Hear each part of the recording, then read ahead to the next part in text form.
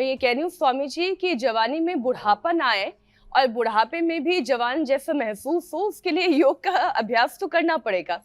लेकिन स्वामी जी जिन्हें शुगर की परेशानी है वो अक्सर कॉन्टिन्यूअस ग्लूकोज मॉनिटर यानी कि CGM लगाते हैं और हर 5 मिनट पर वो ब्लड शुगर का रेट क्या है वो बताती है।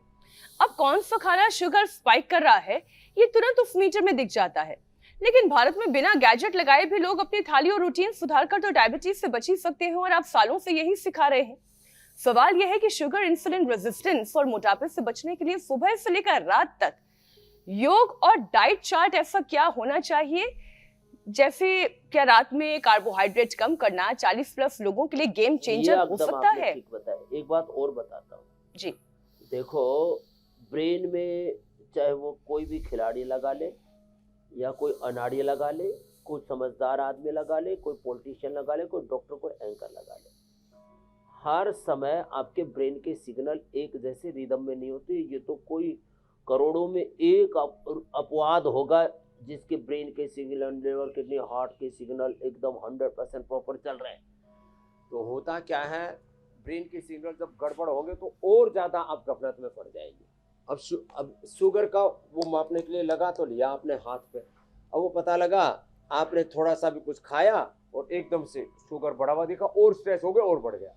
तो ये चीज़ें हर समय, ये ट्रैकर लगाने वाला जो काम है ना, ये आदमी को और ज़्यादा सच में गफलत में डालने वाला काम है। तो करें क्या, सुबह उठ करके रात को मेथी भिगो दें, सुबह उसका पानी पी लें और फिर उसमें अंकुर फुटाते हैं 1-2 दिन में बहुत अच्छे, उसका सेवन कर लें। खीरा, करेला, टमाटर का जूस ले लें और उसके साथ मदनाशनी मधुकृत ले लें। ATM की सब्जी ले लें और एक ही बार रागी, जवार, बाजरा, जो मोटे अनाज जिनको बोलते हैं, मिलेट्स बोलते हैं, उन्हीं का सेवन करें।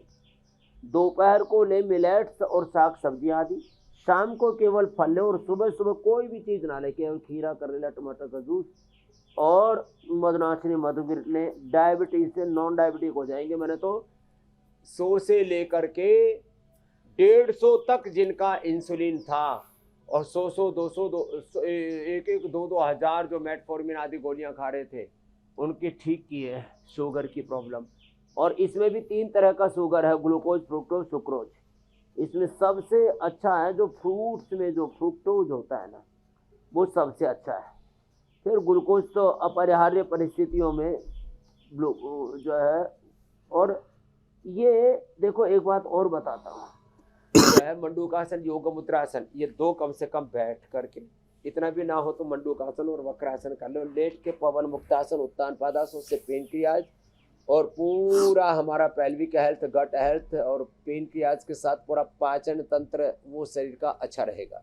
तो दिनचर्या में जैसे शुगर में मैंने बताया, ऐसे ही BP में मुक्तावटी ले लें और लौकी की सब्जी रोज प्रयोग करें। मैंने पिछले 30-35 सालों से लौकी की सब्जी एक बार अवश्य लेता हूँ, या लौकी का जूस, या सर्दियों के लौकी का सूप। उससे इतना अच्छा रहता है ना, कोई प्रॉब्लम नहीं है।